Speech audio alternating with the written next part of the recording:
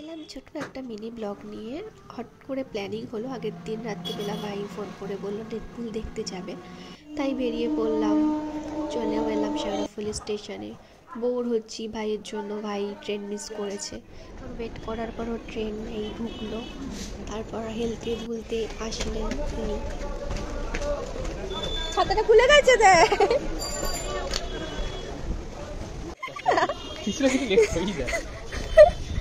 Late এসেছে 10 minute late, তাই তো 10 না 15 মিনিট লেট বল।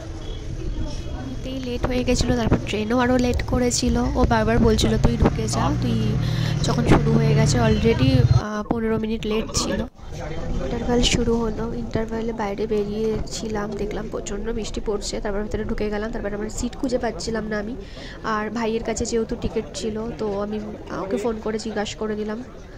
তারপরে সিনেমা দেখা শেষ হলো, বাইরে বেরিয়ে দেখছি এত পরিমাণে বৃষ্টি হয়েছে। তারপর আমরা মোমো খাওয়ার উদ্দেশ্যে বেরিয়ে পড়লাম।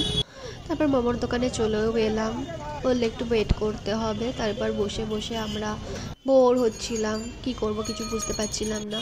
যেহেতু বৃষ্টিটা এখন থেমেছে, সেই জন্য কোনো অতটা চাপ ছিল না।